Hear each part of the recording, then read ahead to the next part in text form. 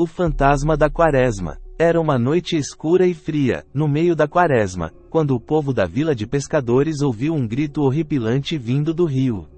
Todos saíram de suas casas para ver o que estava acontecendo, e se depararam com uma cena terrível: um barco virado, manchado de sangue, e um corpo boiando na água, sem cabeça.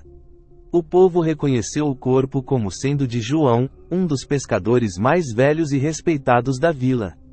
Ele tinha saído para pescar naquela noite, desafiando a proibição de ir ao rio durante a Quaresma. Diziam que nesse período, um fantasma assombrava as águas, e levava para o fundo do rio quem se atrevesse a perturbar seu descanso.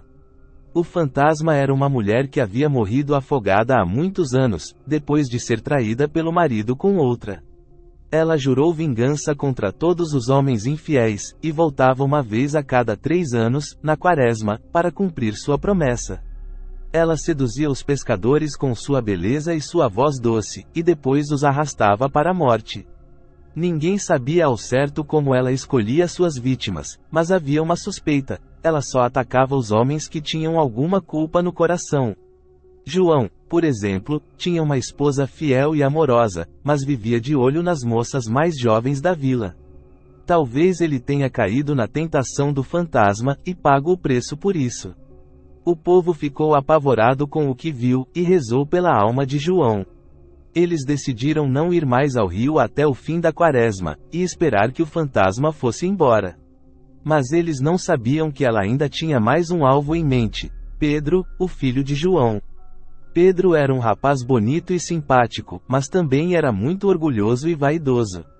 Ele gostava de se gabar de suas conquistas amorosas, e não se importava em magoar os sentimentos das moças que iludia. Ele tinha namorado quase todas as garotas da vila, mas nenhuma delas era boa o suficiente para ele. Pedro não acreditava na história do fantasma, e achava que tudo era uma invenção do povo supersticioso. Ele não sentia pena do pai, pois achava que ele tinha sido tolo em ir ao rio na Quaresma.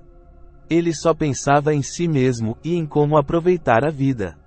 Na última noite da Quaresma, Pedro resolveu ir ao rio para se divertir. Ele pegou um barco e remou até o meio da água, sem medo de nada. Ele cantava alto e ria sozinho, sem perceber que alguém o observava de longe. Era o fantasma da mulher afogada, que tinha sentido a presença de Pedro no rio. Ela se aproximou dele lentamente, sem fazer barulho. Ela estava vestida com um vestido branco, molhado e rasgado, que deixava ver suas curvas. Seus cabelos longos e negros cobriam parte de seu rosto, mas seus olhos verdes brilhavam na escuridão.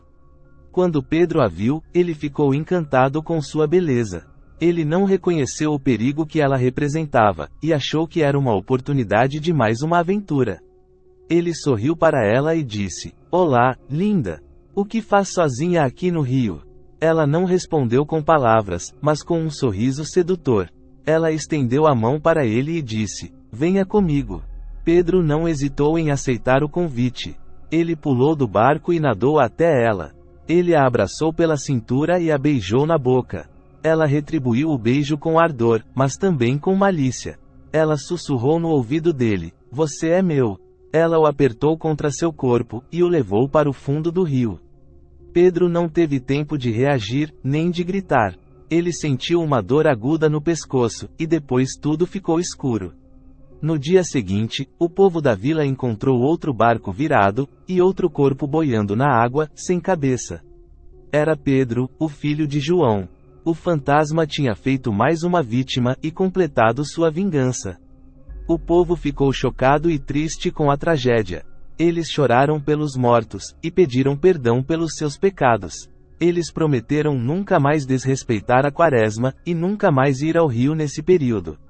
Eles esperavam que o fantasma fosse embora, e os deixasse em paz. Mas eles não sabiam que ela ainda estava lá, no fundo do rio, esperando pela próxima Quaresma, e pela próxima vítima.